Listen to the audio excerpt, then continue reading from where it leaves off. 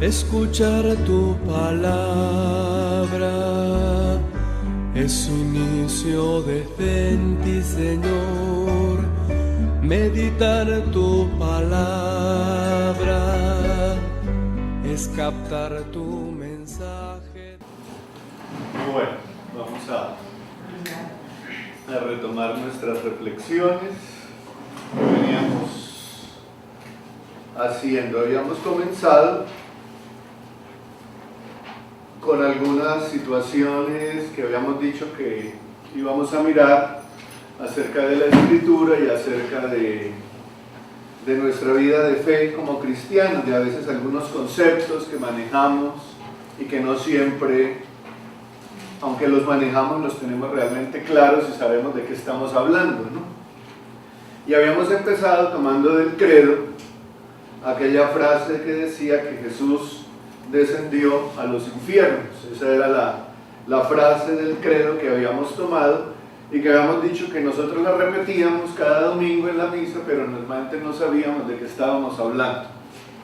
Y entonces a través de eso nos fuimos yendo a una serie de elementos que tomamos nos fuimos hasta la cosmología por allá y la cosmovisión que los judíos tenían, ¿no? Entonces explicar cómo era su cosmovisión, cómo consideraban el mundo, cómo consideraban que era la tierra, el firmamento, etcétera, etcétera, para que a través de esa concepción geográfica y cosmológica que ellos tenían pudiéramos entender a qué se referían cuando hablaban de las regiones inferiores y que no tenían nada que ver con el infierno como situación de condenación, como podía ser entendido por la espiritualidad nuestra cristiana. Y a raíz de eso, pues entonces nos vimos en la necesidad de acudir a las explicaciones de lo que es el cielo, o lo que llamamos nosotros cielo, o paraíso, o salvación eterna, o reino de los cielos, y lo que llamamos condenación, o lo que llamamos infierno.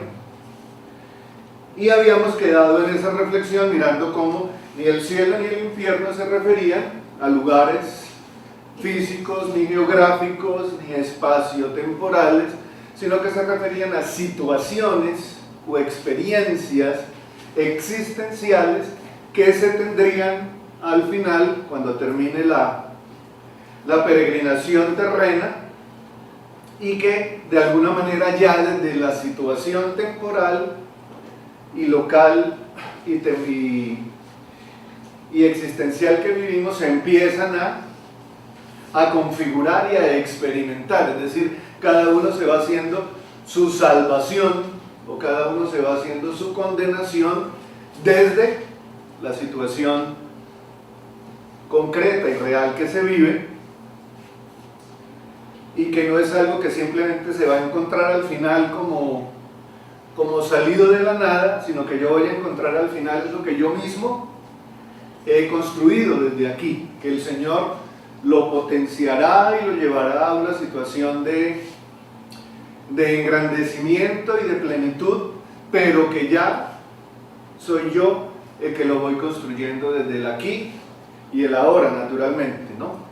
El cielo o el infierno que yo encuentre al final de mi vida, no tendré yo que culpar al Señor de que me lo haya dado, sino yo mismo tendré que ver que yo fui el que lo construí, yo fui el que posibilité encontrar al final el cielo o encontrar el infierno, porque yo fui el que me lo gané. El Señor no vino a condenar a nadie ni a mandar a nadie al infierno, cada uno solito se va, él ahí no tiene nada que ver, él respeta la libertad y él mira. Le dará mucha tristeza y mucho dolor que alguien escoja el camino incorrecto, pero él no se va a meter a influir porque pues es respetuoso de nuestra libertad. Nadie más respetuoso de la libertad del hombre que aquel que nos creó, indudablemente. Muy bien, creo que por ahí habíamos quedado más o menos en nuestras reflexiones, y como apoyo de las mismas entonces habíamos enviado algún material para leer y para profundizar un poco más acerca de estos aspectos que pues, naturalmente son realidades trascendentes que nos superan a las que la razón naturalmente no puede dar siempre la total explicación, porque por su misma condición de hechos trascendentes y de fe están más allá de nuestra razón. La razón tiene como un lugar hasta donde puede llegar, un punto hasta donde puede avanzar, pero de ahí para allá pues nos entregamos, digamos así, a la fe, porque hay partes que naturalmente pues por nuestra limitación no podemos esperar entrar en la mente de Dios, ¿no? Sería pues una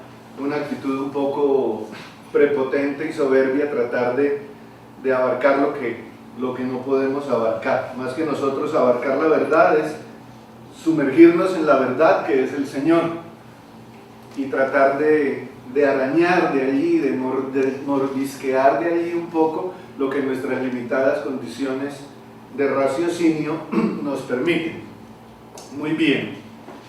Y para esos textos de profundización pues habíamos escogido, yo les había enviado los textos que en su momento el Papa Juan Pablo II en sus catequesis de los miércoles allá en el Vaticano durante unos años estuvo presentando. Eso debió ser en el 98, en el 99, cuando estuvo presentando sus catequesis sobre el cielo, sobre el paraíso, sobre la salvación y sobre la condenación y el infierno, y cómo él nos había ayudado a comprender con su doctrina y con los textos que tomaba de los padres de la Iglesia y de la misma Escritura, lo que era aquella realidad que llamamos cielo y aquella realidad que llamamos infierno.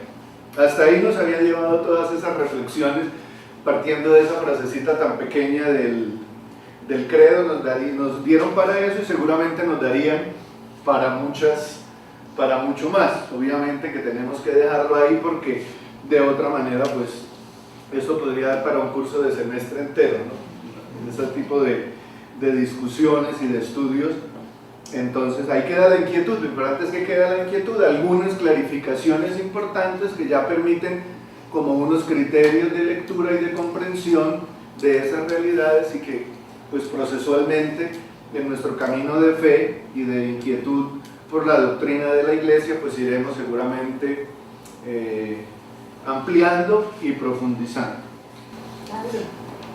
Yo pues mirando lo del credo, entonces en el contexto después de que sigue, dice, y desde allí ha de venir a juzgar a los vivos y a los muertos.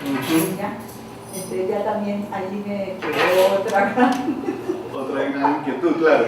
Podríamos mirar esa ahora cuando retomemos después, también mirar cuál es el sentido de esa, en qué consiste ese juicio, ¿no?, que se plantea desde la fe que existe al final de la vida de los hombres, ¿no?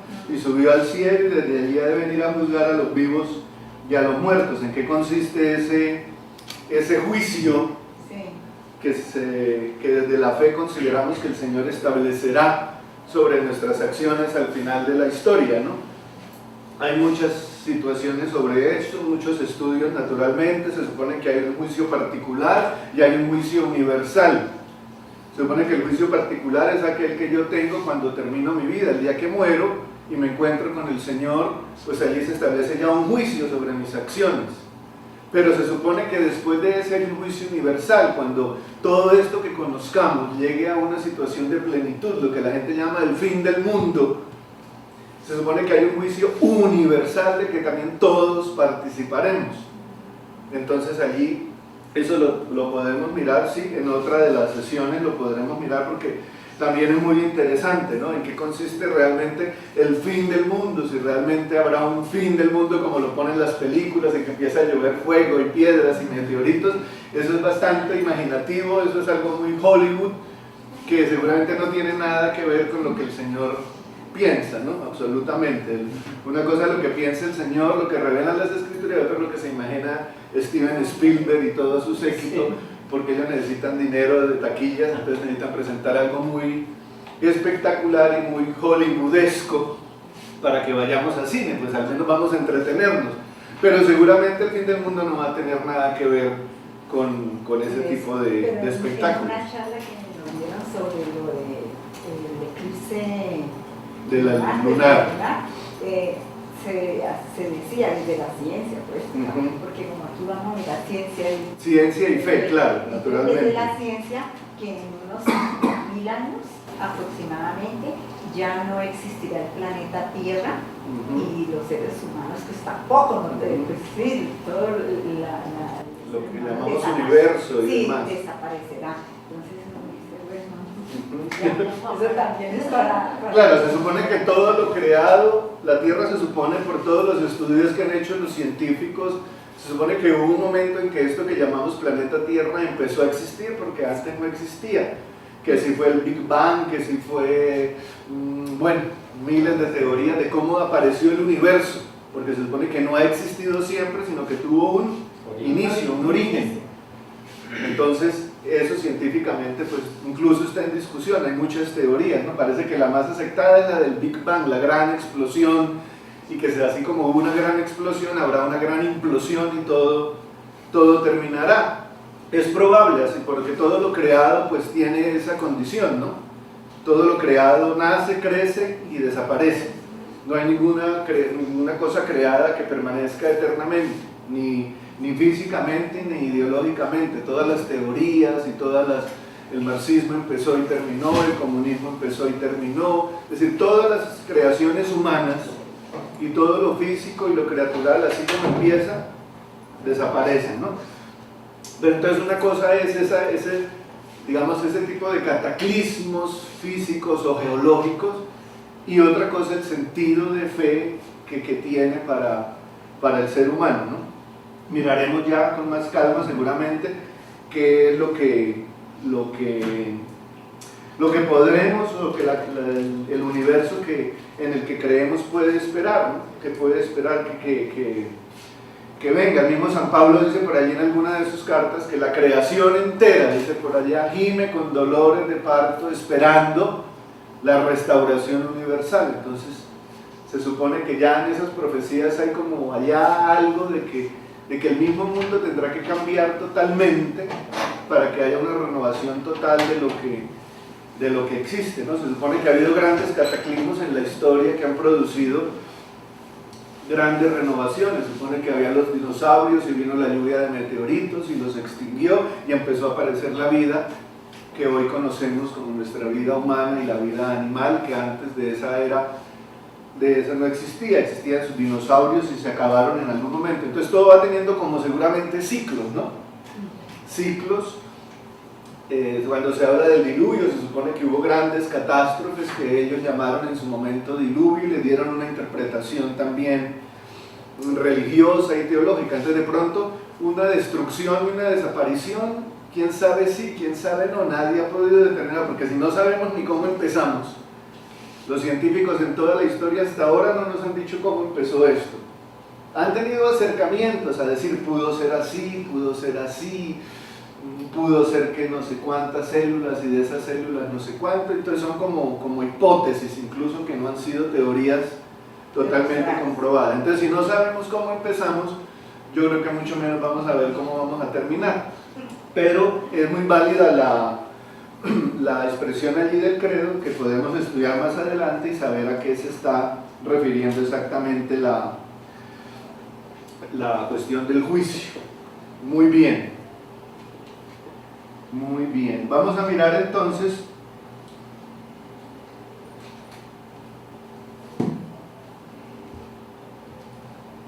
el tiempo siempre vuela, pero como estamos en la época de la Pascua, creo que lo más adecuado es que miremos algún texto acerca de la resurrección, que también habla allí en el credo, ¿no? Estamos tomando el credo un poco como la guía de las situaciones de fe que proclamamos y que queremos tratar de ampliar y de profundizar para que cuando lo digamos sepamos realmente de qué estamos hablando y no repitamos simplemente frases que aprendemos de memoria. Entonces, allí en el credo, lo estamos celebrando en estos días a partir de la vigilia de Pascua, dice que el Señor fue crucificado, muerto y sepultado, descendió a los infiernos y al tercer día resucitó de entre los muertos y subió a los cielos. Entonces ya sabemos que no subió a ninguna parte, porque el cielo no está arriba, ni está abajo, ni está a la derecha, ni está a la izquierda. Entonces, ahí hay dos expresiones que son esenciales y que son resucitó y subió a los cielos, que es lo que celebramos por allá dentro de 40 días, que llamamos la fiesta de la ascensión del Señor. Entonces ahí en esos dos elementos vamos a tratar de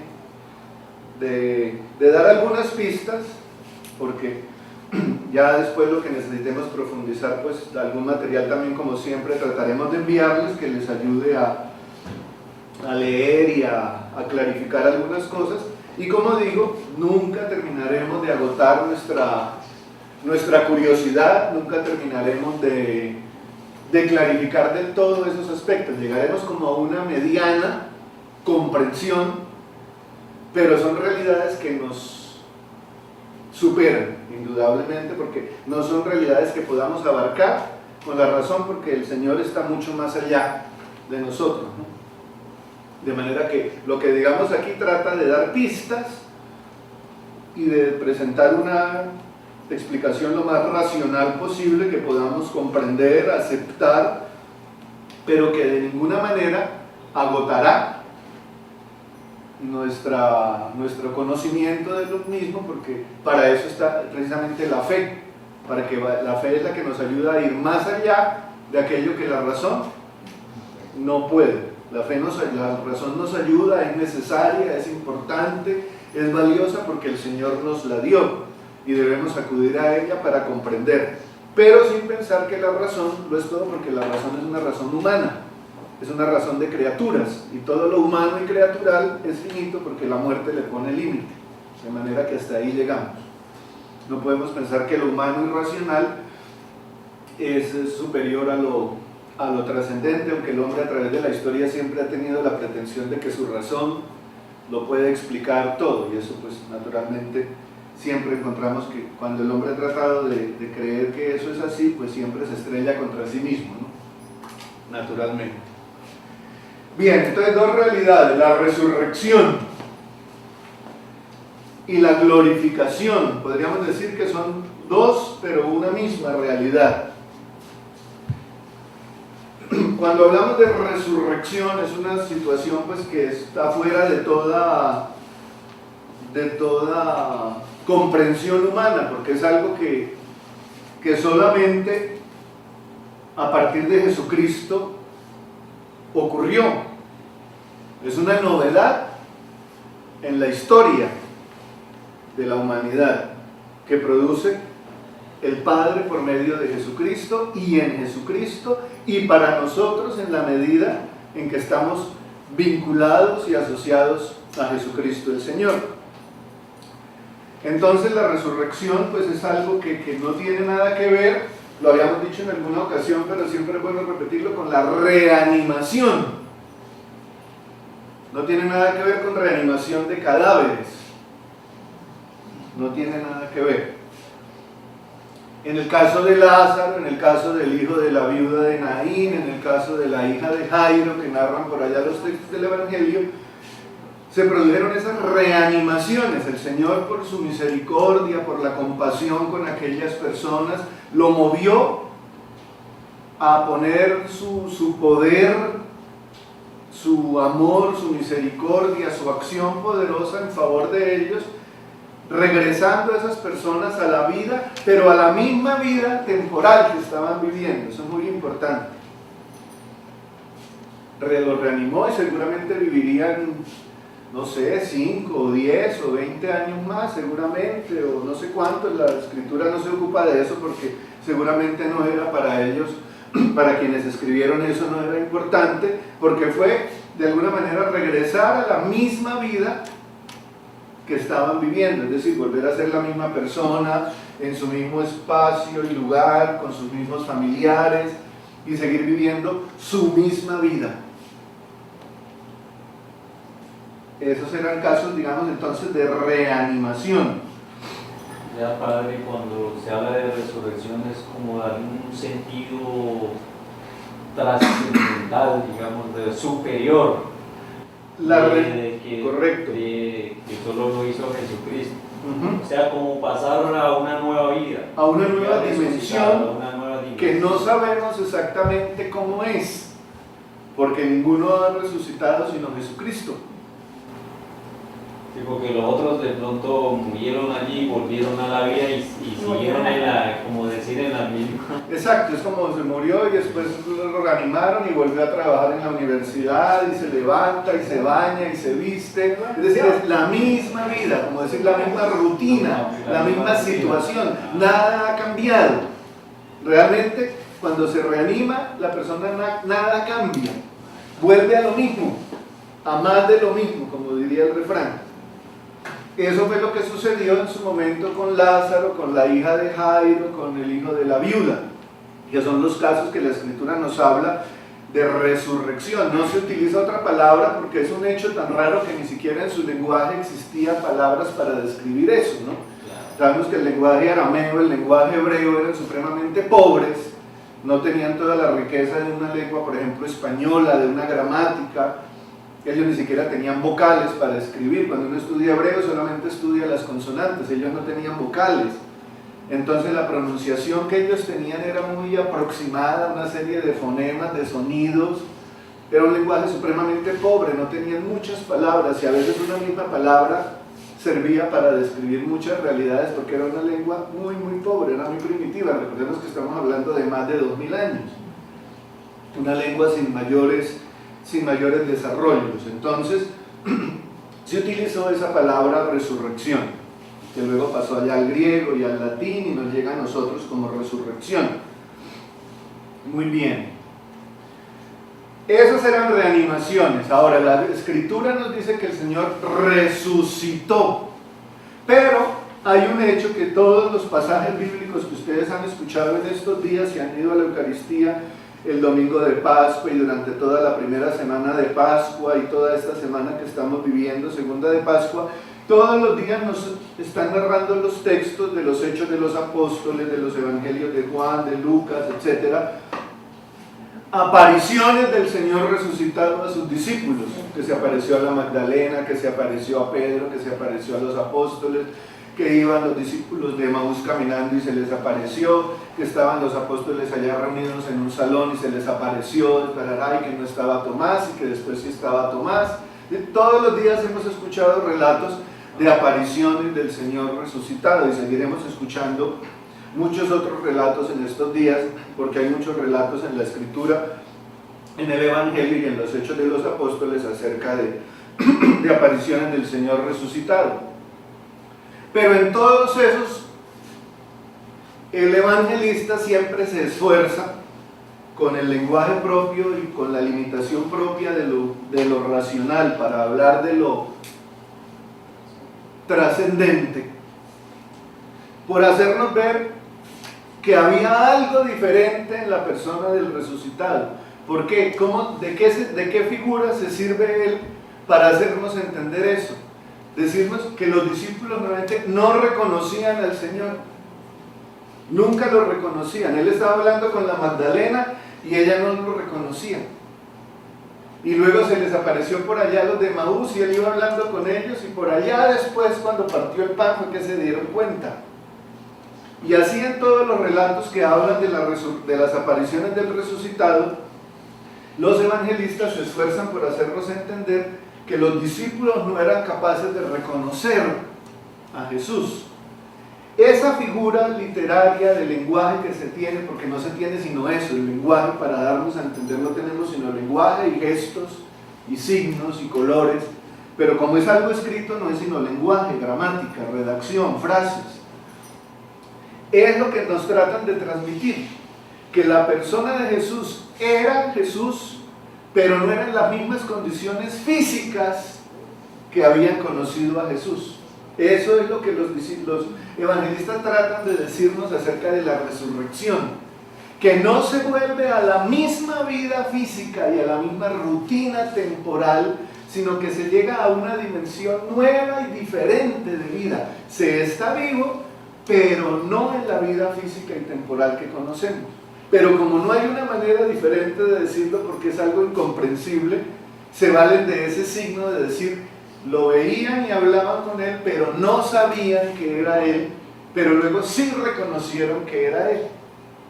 ¿Ya? Ese es el texto.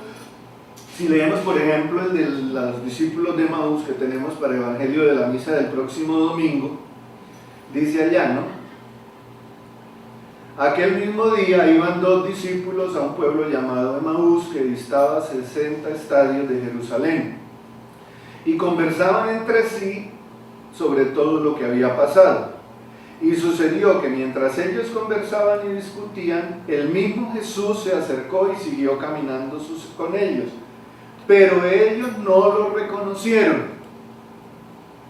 Y entonces él empezó a hacerles preguntas y ellos le contestaron que qué iban hablando, que de qué hablan, que qué fue lo que pasó. Y entonces él empezó a explicarles las escrituras. Bueno, llegaron a la casa y ellos le dijeron que se quedara con ellos, que entrara a comer. Y al partir el pan y al bendecirlo y al entregárselo, se dieron cuenta que era la persona de Jesús, pero ya él ya estaba fuera de su alcance. Entonces es muy importante, porque nos quieren decir, ellos todos tuvieron una experiencia vital con Jesús resucitado, que había vencido la muerte, pero no había vuelto a la misma vida física. No había vuelto a la misma vida física. Eso es lo que nos quiere decir el texto del Evangelio. ¿Cómo es la vida de un resucitado? Pues no sabemos. No sabemos. Creemos que existe esa vida después de la muerte, que continúa, que Jesucristo para nosotros es la garantía de que existe esa vida del resucitado, pero no sabemos cómo es. No sabemos en qué condiciones resucitamos. No sabemos. Porque si no existe el lugar llamado cielo, pues entonces ¿a dónde van a ir los cuerpos? ¿Dónde está Jesús allá sentado en un trono? Pues no, como estamos nosotros sentados aquí, pues no está allá sentado en una silla, mirando para abajo a ver qué hacemos nosotros. Es obvio, porque no existe ese lugar. Pues no puede existir un trono, ni puede existir el Señor allá sentado con una túnica blanca mirando para abajo. ¿Ya? Eso es lo importante, que tenemos que desligar nuestra fe en esas realidades trascendentes de las situaciones físicas a las que estamos acostumbrados, porque si no entonces vamos a enredarnos y a estar creyendo en cosas que no existen, pero que sí son de otra manera diferente a como estamos acostumbrados a entender las cosas que cogemos y tocamos con las manos. Padre, yo tengo una experiencia que no sé si podría contarla. Bueno, cuéntela. Es que yo tuve hace muchos años una situación muy dolorosa, ¿ya? De una pérdida de mi vida y todo, y eso me dolió mucho y yo estaba muy agobiada y muy deprimida. Pero mi relación con Dios no era una relación normal, eso yo no tenía mucha fe, y esa situación me hizo buscar a Dios y como pedirle, ay Dios, por favor ayúdame. Y yo pedía porque yo encontraba que no eran ni los psicólogos ni nada los que me iban a ayudar, porque no me habían podido ayudar, y yo empecé a pedir y clamarle a Dios. La verdad le digo que un buen día, yo amanecí, yo sé que fue un fin de semana, amanecí como tranquila, como que sí, como que yo acepté la realidad de lo que me había pasado y todo, y realmente quedé tranquila. Salió. Y salí, pero de verdad, desde ese momento, yo entré en una relación como muy personal, con Dios, más cercana, claro. Y de allí todos los días, desde ese momento, yo todos los días, cuando abro mis ojos, siempre digo, bendice alma mía al Señor y bendiga todo mi ser, su santo nombre, todo, porque es un salmo, ¿ya? Y siempre ya es esa relación con Él diferente a la que yo tenía antes de esa situación. Entonces es como un encuentro, ¿no? Exacto, yo pienso que ahí Dios resucitó en mi vida, ¿ya? Por eso la fe es muy difícil de transmitirla, porque la fe es una experiencia supremamente personal. O la tengo yo o no la tengo, y por más de que el otro me diga lo que me diga, si yo no tengo una experiencia personal con Jesucristo, pues no voy a creer. No voy a creer porque de lo contrario simplemente son historias y yo puedo leer una historia de un personaje, de otro y creer en esa historia o no creer. Igualmente, si a mí me hablan de Jesucristo, pues sí, me puede parecer bonito las parábolas, los evangelios, la liturgia, las celebraciones, todo eso es muy simpático, muy agradable, muy grandilocuente, pero nada de eso es la fe. La fe es la experiencia vital que yo tenga de encuentro con Él, que me lleve a adherirme a su persona y a confiar en su persona. Lo demás son cuentos. Lo demás son cuentos. Por eso por allá hay una parábola, si ustedes la han leído y la han escuchado, cuando habla de las vírgenes, que había 10 vírgenes que estaban esperando al esposo y que todas tenían unas lámparas con aceite y que unas tenían aceite suficiente y a las otras se les acabó, y entonces a que les acabó le dijeron a las otras: hombres, regálenos aceite porque tenemos que prender la lámpara, porque si no cuando llegue el esposo no vamos a ver el camino para poder ir a abrirle la puerta. Y estas que tenían aceite les dijeron: no le podemos dar. Entonces la gente podría pensar: pero qué tipas tan egoístas, tan envidiosas, si tenían suficiente, ¿por qué no les dieron la mitad? Claro, el evangelista no trata de contarnos un hecho que si me presta aceite o no me presta. Lo que trata de decir él es: la fe es tu experiencia vital. Si tú no la tienes, el otro no te la puede dar. Entonces, el aceite y la llama de la lámpara implica que ellas sí estaban dispuestas al encuentro con Jesús. Las otras no cultivaron su fe. Cuando va a aparecer el Señor, pues yo no le puedo prestar mi fe a nadie porque es que mi fe es mía.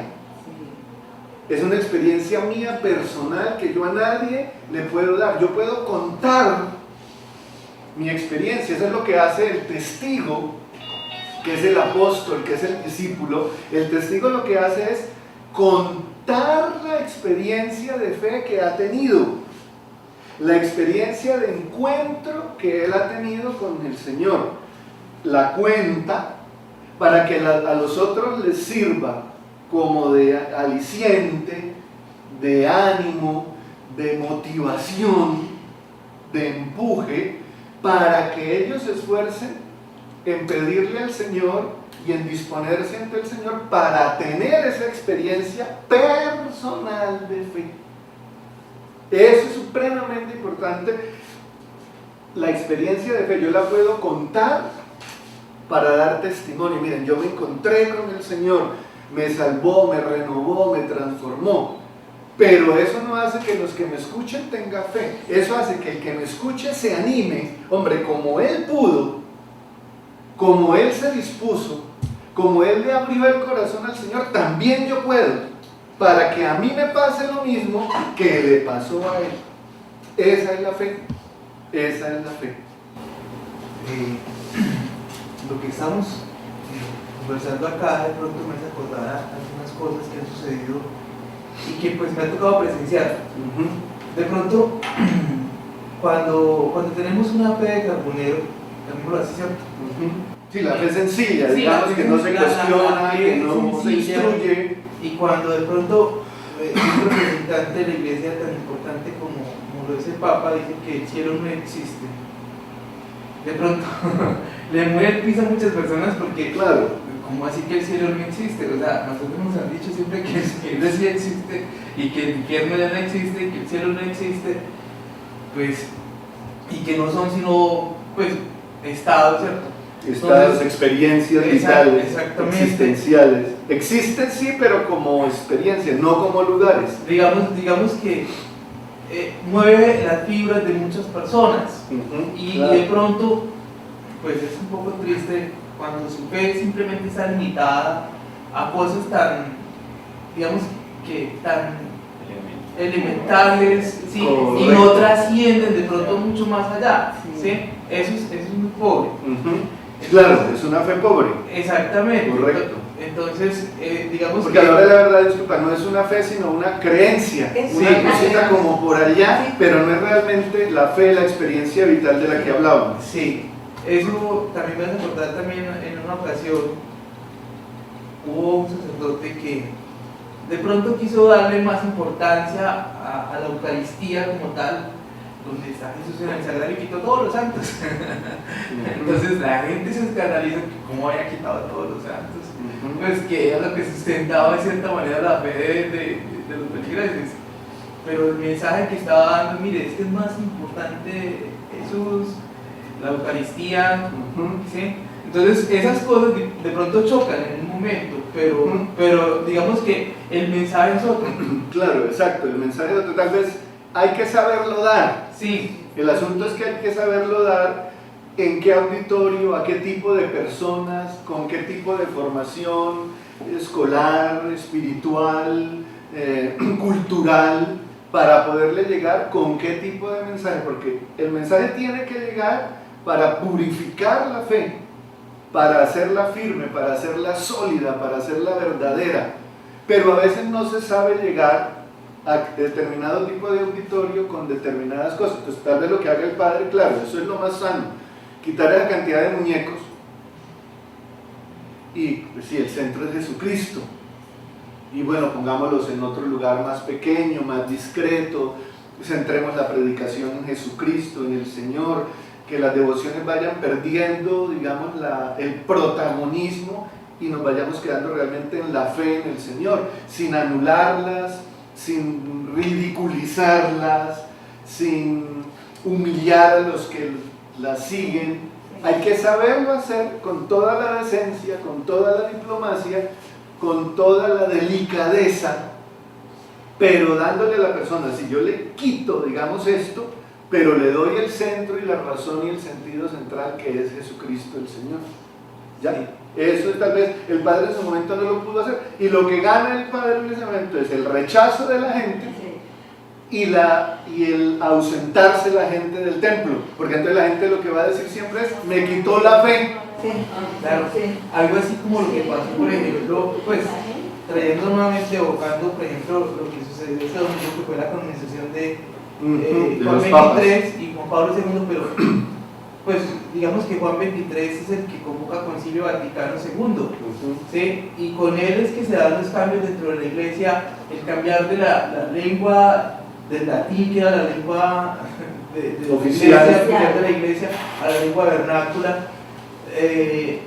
Hubo muchos cambios y digamos que eso movió la fe incluso hasta de sacerdotes. Yo diría que a Juan XXIII lo que más le condenan es que durante su papado se salieron muchos sacerdotes por esos cambios que él dio, pero que eran necesarios en ese momento. Entonces, ¿dónde estaba la fe realmente de toda la gente que dijo no me voy? Hasta un monseñor de Francia, Lefebvre, no aceptó el cambio de la iglesia, pero yo diría que pues, es dejar la fe en otras cosas y no realmente en lo sustancial. Correcto, en cosas secundarias que de pronto por falta de tiempo, por falta de muchas cosas, no sé, no se ha formado a la gente y se le ha dejado que crea a su manera. Porque han sido muchos años. Porque han sido muchos años, que crea a su manera, que se quede en su... y a veces por una pretendida prudencia, por una pretendida respeto, no se le saque de sus errores. Y entonces uno dice que es mejor dejarla, como dice, dejarla que muera en la inocencia o decirle la verdad, ¿no? A los niños que llegan a preguntarle a abuelita, ¿de dónde vienen los niños? La abuelita dice, los trae la cigüeña de París. Entonces le dice la niña al hermanito, ¿le contamos la verdad o la dejamos que muera en la inocencia? ¿Qué es más sano? ¿No? Entonces uno dice, no, si el Señor nos envía a evangelizar es eso, anunciar la buena noticia, anunciar a Jesucristo, por ponerlo a Él como centro y razón de la vida, y alrededor de Él como acomodar como en un rompecabezas las demás piezas que no se pueden descartar, porque la fe que tiene la persona en su santo de devoción, la fe que tiene la persona en esto o en aquello, hay que saberla integrar dentro de todo ese rompecabezas, dentro de todo ese panorama. Hay que saber cómo la integro a la persona de Cristo, que es el centro y la razón de ser de todo, porque sin Él no existiría ningún santo, sin Él no existiría ninguna celebración litúrgica. Todo encuentra en Él principio, todo encuentra en Él sentido, todo encuentra en Él razón, pero si yo lo quito a Él, todo lo demás se cae. Si yo quito a Jesucristo del centro, ninguna otra cosa tiene razón, ni los papas, ni los santos, ni los sacerdotes, ni nada, porque todo tiene en él explicación, origen y sentido. Y en él llegará la plenitud. Al perderse la figura de Cristo y su evangelio, todo lo demás se cae, la construcción se cae, porque él es el fundamento sobre el que reposa. Si yo lo quito, todo se va al suelo. Muy bien, muchas gracias por esas intervenciones que son supremamente pertinentes y nos ayudan a sintetizar un poco ya lo que estamos diciendo. Hay un poema muy famoso, ahorita no recuerdo el autor no lo recuerdo, aquí no me lo dicen tampoco, creo que no sé, puede ser de Santa Teresa de Ávila, creo que es un poema español, lo utilizamos mucho en el rezo del oficio divino. Dice así: no me mueve mi Dios para quererte el cielo que me tienes prometido, ni me mueve el infierno tan temido para dejar por eso de ofenderte. Tú me mueves, Señor, muéveme el verte clavado en una cruz y escarnecido, muéveme ver tu cuerpo tan herido, muéveme tus afrentas y tu muerte, muéveme en fin tu amor, y en tal manera que aunque no hubiera cielo yo te amara, y aunque no hubiera infierno te temiera.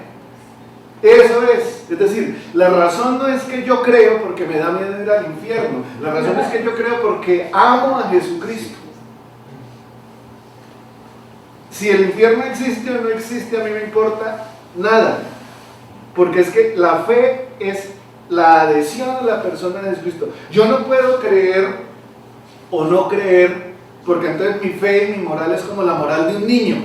Si tú haces la tarea, yo te doy un dulce, pero si tú no haces la tarea, no vas a cine el domingo. Igualmente es la fe de muchos cristianos.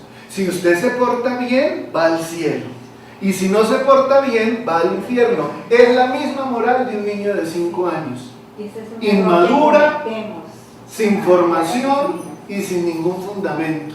El niño hace la tarea para que el papá le dé una hamburguesa del corral, porque si no la hace, el papá lo deja encerrado el domingo y no lo lleva al parque de diversiones, al zoológico.